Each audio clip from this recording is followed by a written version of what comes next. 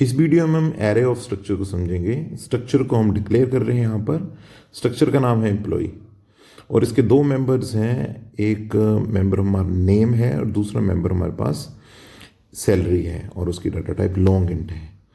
सो हम मान लेते हैं कि नाम जो है वो 10 करेक्टर का होगा, इसलिए उसकी जो लेंथ है हमने 10 डाली है, 10 हो सकती है। अब हम क्या करेंगे कि इस स्ट्रक्चर में हम इनपुट करेंगे और उसके बाद जो उसकी एम्प्लॉय की सैलरी है सभी का हम सम फाइंड करेंगे। तो ये हमने इसको डिक्लेयर किया है। एम्प्लॉय अब एक यूज़र डिफाइंड डाटा टाइप है। इसका हमने एरे बनाया, वेरिएबल का नाम किया एम्प्स और हम मान लेते हैं 10 हम ले रहे हैं फिलहाल। यदि आप n करते हो तो n के कोडिंग हो जाएगा। और अब यहाँ पे हम सिर्फ क्या कर रहे हैं कि 5 एम्प्लॉयज़ की डाटा इनपुट कर रहे हैं और उसकी टोटल सैलरी निकाल रहे हैं। टी सैलरी का मतलब कि हम टोटल सैलरी उसकी फाइंड कर रहे हैं। तो लूप लगाते हैं, कहाँ से शुरू होगी, हम 5 के लिए चल रहे हैं तो ऑब्वियसली ये 0 से इंडेक्सिंग शुरू होती है। i is equal to 0, i less than 5 यानी कि 0 1 2 3 4 और i प्लस प्लस। अब हम इसकी इनपुट करते हैं, मैसेज डिस्प्ले कर देते हैं एक, जैसे कि हम कि नेम एंटर कर रहे हैं तो यहाँ पे सी आउट एंटर नेम और उसके बाद हम सैलरी को इनपुट करेंगे और सी आउट हमारे पास एक ऑब्जेक्ट होता है ओस्ट्रीम क्लास का और वो आउटपुट के लिए और सी इन होता है आई स्ट्रीम का इनपुट के लिए। तो ये देखिए कैसे हम इसको करते हैं। एम्प्स आई और डॉट नेम उसके लिए, यानी कि हमारे पास 0th है, उसके अकॉर्डिंग क्या है, सैलरी को इनपुट करते हैं।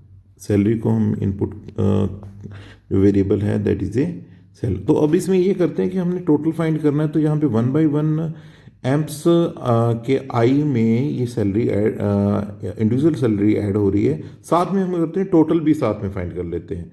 तो इट इज़ मच बेटर कि हमको फिर से लूप लगानी, तो यहीं पे फाइंड कर लेते हैं कि T salary short hand operator use कर रहे हैं यहाँ पे प्लस इक्वल टू, इसका मतलब होता है T salary is equal to T salary plus emp of I dot salary. तो उसके अकॉर्डिंग ये इसमें स्टोर हो गया, जो कि हमारा क्या है, इसको इनिशियलाइज 0 से कर देते हैं सो दैट की वैल्यू साथ में ऐड होती रहे। अब यहाँ पे एक मैसेज डिस्प्ले कर देते हैं कि हम टेबुलर फॉर्म में इसको रिप्रेजेंट करते हैं नेम और सैलरी को। नेम ये /t लगाया टैब के लिए, यानी कि 8 स्पेसेस दूर डिस्प्ले हो सैलरी। और उसके बाद क्या, हम फिर से फॉर लूप लगाते हैं और जितने भी एलिमेंट्स हैं एम्प्स एरे में, स्ट्रक्चर टाइप एरे में स्टोर्ड हैं, उनको हम डिस्प्ले करें। तो i 0 से स्टार्ट, i कहाँ तक चलेगी, less than 5, i plus plus. और उसके बाद एक सी और स्टेटमेंट के साथ हम क्या करते हैं, जितने भी स्ट्रक्चर के एलिमेंट्स हैं सबको टेबुलर फॉर्म में डिस्प्ले कर देते हैं। एक कॉलम में नेम आए और दूसरे कॉलम में क्या आए, उसकी सैलरी आए। तो ऊपर मैसेज दे दिया हमने 19 नंबर लाइन पे।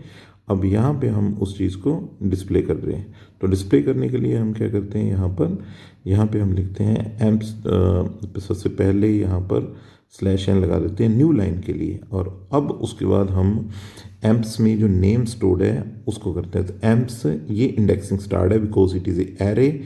यहाँ पे 0 इंडेक्स आएगा उसका नेम, तो उसके अकॉर्डिंग फिर स्लैश लगाते हैं। अब /t लगाते हैं हम टैब के लिए और उसके बाद हम सैलरी को रिप्रेजेंट करते हैं।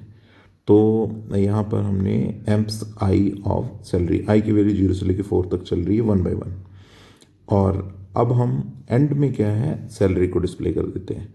तो सैलरी, टोटल सैलरी किसमें स्टोर्ड है, वो टी सैलरी में। तो सिंपल है, सी आउट /n से हम न्यू लाइन में चले जाते हैं तो /n लगा देते हैं यहाँ पे और लिख देते हैं कि टोटल सैलरी कितनी है यहाँ पर। ओके, सो टोटल सैलरी कितनी हमारी क्या है, that is stored in the variable t_सैलरी। अब इसके अकॉर्डिंग इसको हम रन करते हैं, देखते हैं कोई एरर है। यदि कोई एरर है तो उसको रिमूव करते हैं। बीच में देखिए कि एम्प कई जगह पे लिखा हुआ है, उसको एम्प्स करना पड़ेगा हमें, बिकॉज एम्प इज़ नथिंग। यहाँ पे एम्प्स करना पड़ेगा, नेक्स्ट में एम्प करना पड़ेगा।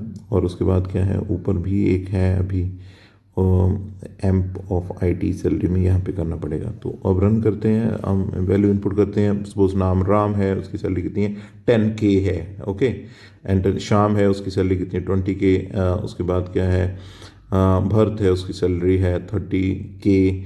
और उसके बाद लक्ष्य है, उसकी सैलरी है 35K, उसके बाद ना राव है, उसकी सैलरी क्या है 15K। तो अब हम एंटर करते हैं तो ये डिस्प्ले हो रहा है cell name respective salary, total salary कितनी होगी 110K। So this is a output. Thank you.